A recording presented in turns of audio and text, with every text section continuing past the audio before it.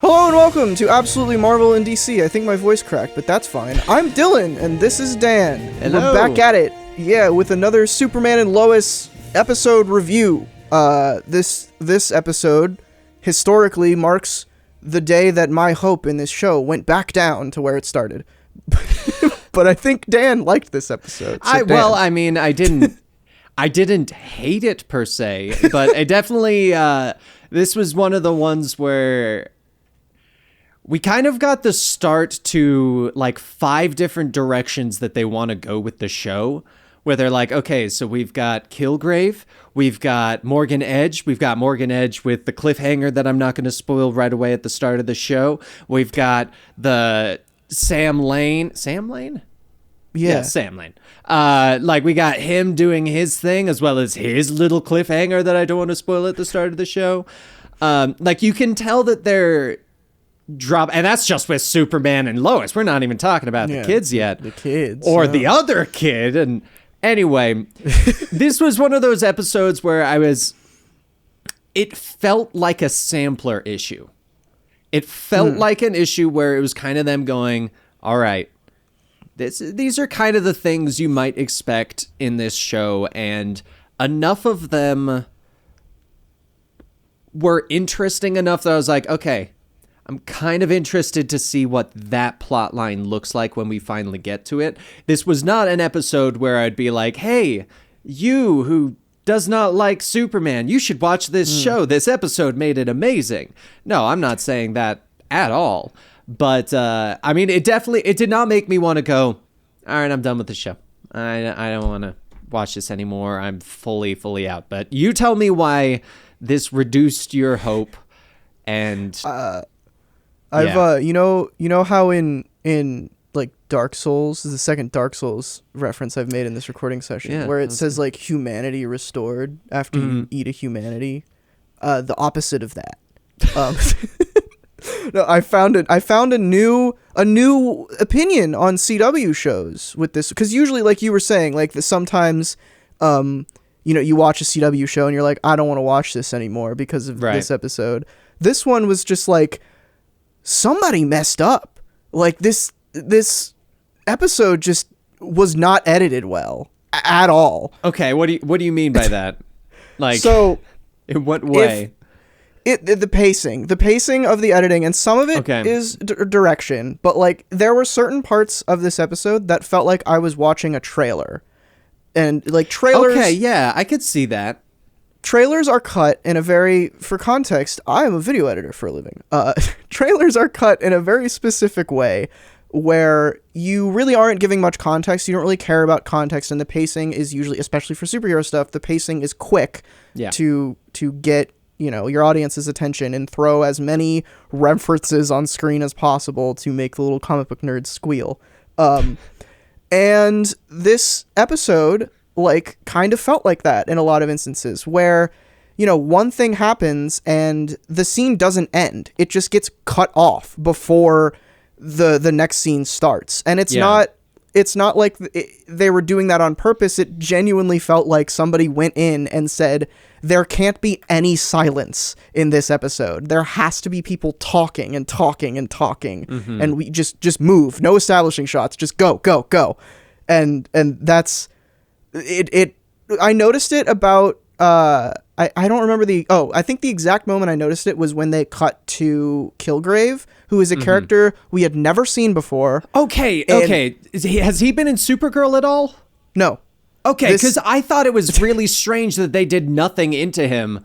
And I was like, oh, clearly this must be one of those, he was already established or something. Yeah, okay, as far as I know, I haven't seen like the last few episodes of Supergirl season 1, but I don't think he was in those. This version of him definitely doesn't match the tone of that show, so I'd be surprised if he was. But they cut to the interior of a prison car, and he's already talking. We don't get an establishing shot to show like the prison convoy moving on the road. We don't get some silence and some shots of everyone in the room to establish who's there. Right. He just immediately is talking, and that's a trend that like continues throughout the rest of the show. Is like everybody is talking as soon as the camera cuts to them. And the reason I'm saying that's an editing thing more than a direction thing is because there are many scenes where if they had just left in like a few more seconds of reaction, then the scene would have been like perfectly tied up. Right. Just like let the scene breathe. Let us take in what was happening in that scene instead of like, go. And it's in direct contrast to the previous episode where you and I both praised that episode for like taking a break. Yeah. Like breathing and showing us the characters. And this is like the writer who like watched that episode and was like, well, nothing happened in that one, so now everything has to happen in this one. So first off, you saying that was a total How I Met Your Mother glass shattering moment, because now that you've mentioned it, because for people wondering, I actually did some video editing on Comic Story and before like Dylan and Kevin and stuff like that, and I went in more producing. But now that you mention it, I'm thinking back to the episode and realizing, yeah, you're totally right. Just like with the kid in the forest, or not. Well, the kid when he goes to the forest, but the kid with the cast, like they definitely always just jumped into him doing something with his potential powers. I don't know. We'll see what happens with that. But yeah, okay. Now I can see what you're talking about, and now I really get where you're coming from with that. Yeah. And this is like the reason I say this is like a new thing is CW shows, in my mind when I was watching this, I was like, these are usually pretty well edited. Mm-hmm. And I say that not to say that they're doing anything fancy with the editing. It's just it's fine. Like it's editing. Well. Yeah, it's paced well. It's scenes conclude when they need to. Mm-hmm. And I was watching this and I was like, maybe they're not. Like maybe they are just this bad and it took me like 7 years to notice that or something. Right. But then I watched The Flash immediately after and I was like, oh no, that episode just sucked because the episode of The Flash is like scenes conclude. People talk at a normal rate. It's just, I don't know. It was very strange to see an episode like edited this poorly. And I know that isn't something that a lot of people are going to pick up on, like specifically tying it into editing, but I'm sure there are people that like noticed that something felt weird about this episode, but they just can't like figure out what it was. And I think it could have been direction, but I think it was the editing. Yeah, because it definitely felt like there were times where we jumped between Lois's story, Clark's story, Jordan and Jonathan's story so quickly that I had moments where I was like, wait, what just happened? Like yeah, exactly. There were some parts with Lois and like the newspaper and stuff that I was like, wait, hold on. We're with the kids now. What exactly happened? Like, I know something started to happen, but what's like, it definitely felt very abrupt on some of the things. And yeah.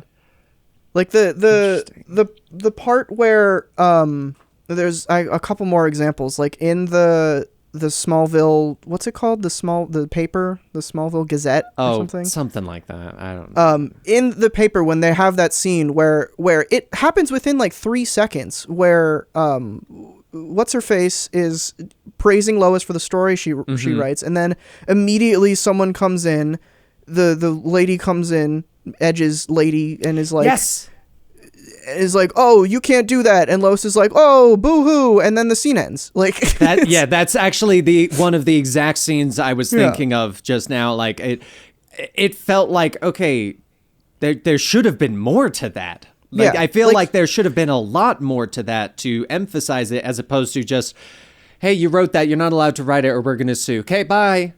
Yeah, it's like you give weight to scenes through pacing, and if you want something to feel big, like something big just happened, you need to show the characters reacting to it, and you need to like let the audience sit in that scene for a little bit. Otherwise, it's gonna feel like it wasn't important. Exactly, and people are just gonna move on, or add some sort of like interesting hook of, like maybe a small little thing of who freaking spoiled it or sent it to the Morgan Edge in the first place.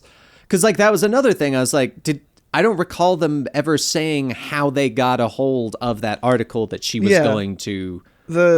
print. The I forget her name. I did it. The Easter eggs short Lana? on. No. The girl who Lois is working with. She asked her. She was like, "How do you know? How'd you find out about this?" But like it wasn't answered. And, but they also did like I don't need it to be answered, but at least like respect the question. Mm-hmm. Like give it some time. Like usually you would be like, how did you know about that? Pause, then move on to the character ignoring the question. But it was just, how did you know about that? And then she just started talking immediately about something else. It's like, that's so quick. The last example I can think of, I know I'm bashing the editing a lot in this, but it's mostly my opinion on this episode. I'm looking down at your notes and I'm like, oh yeah, no, definitely. It's the second time they went to Kilgrave, when Superman showed up in Metropolis or whatever, and the guy was there, and he just shows up and is like, "Where's Kilgrave?" And the dude was like, "I don't know. He just wanted me to get you here." And then he throws his gun, and like the guy's not even off frame before Superman gets hit with this other thing. And we don't establish Metropolis. There's no establishing shot. There's not. It just boom, boom, boom, just very quick. I felt like they handled Kilgrave very poorly because it's sad because the small amount that I got of him made me go, I want to know more. Like I actually got kind of interested in the character, and they gave me nothing. Like they gave absolutely nothing. And not only that, it was almost like a plot that they brought up and then resolved just so that later in the season they can go, hey, remember Kilgrave? Luthor just freed him from the place because he's doing a thing with Morgan Edge and we're combining everyone at the same time. Yeah. Which, if they do that, I'm... Oh, they're going to do that. They're totally going to do that. They definitely are. But like, no, I liked the idea of him, but I don't know. I feel like Morgan Edge, Kilgrave, and Luthor are all just the three different personalities of Luthor. Super smart, villain with battle suit, and evil businessman. Like, I feel like they literally just went, we want to use Luthor. Let's just make three different people that are Luthor. Now, I know Kilgrave is a character in the comics, and this is like actually a thing for him. But that's just kind of the vibe that I'm getting with these villains, is that all of them, I'm just like, it's kind of like Luthor. Yeah. I think Lex. you said something similar to that either last time or the time before it. I did. And I like that take a lot because they're continuing to like hammer in on that, and that is a really cool way to have like, show different aspects of the personality. And maybe that's not intentional, and it's just that Lex Luthor is such like a bendable character, right? And has been used in so many ways over the years that he's been every type of villain. Exactly. Just like Superman's been every type of hero for the most part. Or villain. Or villain. And yeah, but that's an interesting point. I feel like we should talk about some good stuff. Yeah, so good stuff. So first off, I will say I can't tell if I think that something's going to happen with the brothers or if I'm just wanting something to happen. Because I was watching it, and we have all the stuff with Jordan and the fact that Jonathan's like, well, I used to be the football popular kid. Now I'm not. But he's still, like, friendly and happy about things. And Jordan's kind of a little prick sometimes. He has anxiety, Dan. You can't say that. I totally can. He's being a little prick. I mean, for hell, like, his brother's like always sticking up for him, and then the girl's like, should we go to your brother? He's like, no, he's fine. He's totally fine. He's experiencing what I felt. Flirting. Didn't you see how Lana moved close to him after that? That was... Anyway, I can't tell if, like, I'm expecting something to happen or if something is going to happen. And I don't know what I feel about with the kids, to be perfectly honest with you. Like, they're leaving so many doors open with it, and they're just... I feel like this show so far, and I know we just said we're going to talk into some good things, but I'm not. I realized. Maybe that's a telling sign. Exactly. Like, there's too many family relationship things going on.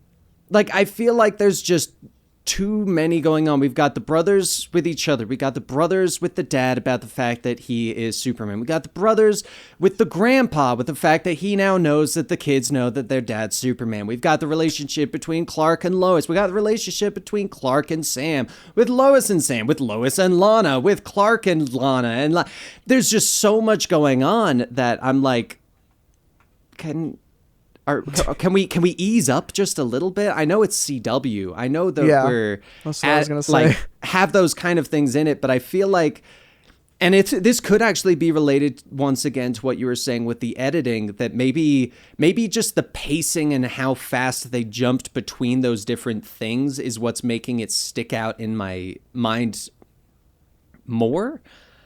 But I just felt like there were so many parts where it was, hey, we've got this dynamic. Now we're doing the exact same thing right again, but with these two different people. And I'm like, can we not just like let that sink in a little bit?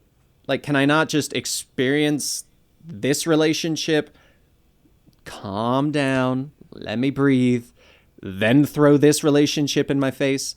But in terms of good things that came out of this episode, I'm really hoping that we see something out of the I can't remember the kid's name, but the football player who started wigging out with some sort or something. Yeah, like had some sort of speed powers or something, and then Superman's like, I'm just gonna take you into the high atmosphere where you definitely can't breathe. That'll just knock you out so I can take you to the doctor. Which when I saw that, I was like, did Superman just kill that kid? No. He knew that the atmosphere was light up there. He's Superman. He wouldn't kill a child. On purpose. Yeah, cut to Man of Steel, where he probably killed many children. So what I was gonna say, I'm gonna jump forward a little bit to the ending, just to like talk about that boy.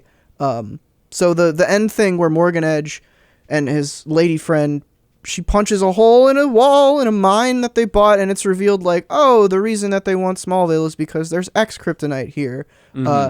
I didn't know what that is, but I looked it up. Okay, apparently that's a thing. Yes, it's a thing. Apparently, X kryptonite is something from the Silver Age, I think, that was created as like some result of Supergirl, and it's what gives Streaky the cat its powers. So it's just a form of kryptonite that gives people Superman-like abilities. So the super pills I was talking about, that's X kryptonite. Okay, because when I saw that and the way that they said that, my first thought was what you were saying with the super pills. Do we think that there's a chance that this is actually strongly correlated to this super school that Sam mentioned? Maybe? That maybe Morgan is actually pseudo, like, in cohorts with the government of creating these super kids? I think that's the boring route. I think the interesting route would be that it's like a SHIELD Academy type thing, and there's like a secret warriors group there. Which would be awesome. Yeah, like they all have varied superpowers. Because the thing about Young Justice. Right? Like that'd be awesome. Justice. That would be That's fantastic. what I want. I want, you know what? Do what are they called? Boy, I'm having lots of brain farts today. The guys from the future who Superboy goes to and joins. Legion of Superheroes. The Legion of Superheroes. Do them, and Jordan can go off and he'll go to, like, I mean, they're clearly telegraphing that he's going to go to that school at some point. Oh, yeah. Make him go there. Once X Kryptonite gives Jonathan his powers, he can go there too. Like, these are things you could easily do, and I think would be really, really fun. They're going to make it look drab and like, I wish this superhero school was in like Legends of Tomorrow instead of Superman and Lois, just because of how different those shows look. I wouldn't be surprised if it's their slide in of hey, if this does well, this is our spin-off. That'd be awesome. I'd watch that. That sounds great. Like a like a Runaways or like a Young Justice type something show like where that. it's just people with varying powers. But yeah, I think that would be a really cool deal. I like that like ex-kryptonite. This episode, I don't know how much you watched of Smallville, but this episode specifically with the boys subplot was like very Smallville. Was it? I actually did not watch Smallville, so I do not. From the 5 seasons of Smallville that I watched, I didn't finish it, but, I watched half of it. A lot of the episodes boiled down to, there is a form of kryptonite that gave this teenager powers. Now Clark has to deal with them. So, like, this kid in a high school setting getting powers from what we now know is ex-kryptonite, like, under the ground or whatever. Mm-hmm. That was, like, super, like, oh, wow. This reminds me of Smallville, which is a show that is bad, but I'm nostalgic for it because I watched it 5 years ago. It was interesting. That was kind of fun parts about Smallville is the random nonsense that, like, occasionally an actor that has blown up now would show up as like a metahuman very young in that show, and you're like, oh, cool. But I don't know. That was fun. I liked that aspect of this episode. Like, obviously the editing issues with it like persisted through that, but at least like what was actually happening was interesting to me. Right. And it's a direction that I didn't think the show was going to go in, but I think also it's going to kind of end here. Like, that kid it's either going to go in, like, what you were saying is maybe the school is, like, a Morgan Edge thing, and the missing kids are test subjects of ex-kryptonite that have been happening all over the place. Or maybe this is the end of that subplot, and it's just going to be the way that Lois finds out about the ex-kryptonite. Mm-hmm. I don't know, because now they know, like, that I think what Sam was like, there was something else under the ground when Jordan hit the fire pit. That he said something about yellow phosphorus. That's what I remembered him saying. I didn't remember him saying something about any rocks. He just said there was a metal in the fire, and that's like there was something in the fire or in the ground around the fire or something like that, that when the explosion went off, it hit that, and that's what caused it. But I don't remember if it was specifically the ex-kryptonite. I just had a bit of a brain blast while you were saying that. All right, let's hear it. So I think the reason that Sam said it's yellow phosphorus or whatever is because he knows it's ex-kryptonite, and he already knows about it. And at the end, the other cliffhanger is when he says, make Project 7734, which is also a thing in the comics. It's basically, I don't know the specific about it, but it's basically just an anti-Superman project that Lex Luthor and Sam Lane create. Right. Is in this show, it's going to be, he's using ex-kryptonite to make people with powers. And I think the reason he told Clark and Lois that it's yellow phosphorus, whatever, that gave them powers is so Clark doesn't hear the word kryptonite and freak out and be like, what are you doing with it? You know what it is. You probably have it. So I think it would that make would be sense because with the direct. So the fun, before I go into what I was going to say, fun thing is the things we like about this episodes are actually our theories of what we got from this episode. I find that funny because I'm wondering if when he finally sets up that thing, that was him potentially actually deciding, okay, we're going to have to work with Morgan Edge because Superman can't be reliable. We need our own Supermen so that I don't have to rely on my son-in-law. And because you can tell there's something going on with Sam and the fact that he's going to try and create his own Superman. I think we all know that that's going to happen because of how much they are pushing that Superman belongs to the world and that basically Sam wants full control of what Clark does with everything involving Superman. Yeah. So right. I think he's going to, oh my God, what if he makes Ultraman and ex-kryptonite is what he's addicted to? That'd be cool. I'm okay with that. That would be pretty cool. I would be down for that. Sort of like a nuke situation. Yeah. That'd be interesting. I'm fine with that. I who knows where they're gonna go. I mean, the very CW thing to do is to make Sam the Superman that Superman has to fight. But God, I don't want to see that. Yeah, because that'll be a Sam Lane somehow becomes Doomsday. He gets the Doomsday virus. He's like, I'm the Superman now. No, thank you. And then Lois will be the one to break through. Go, no, Dad, please, I'm sorry. They just do Red Hulk.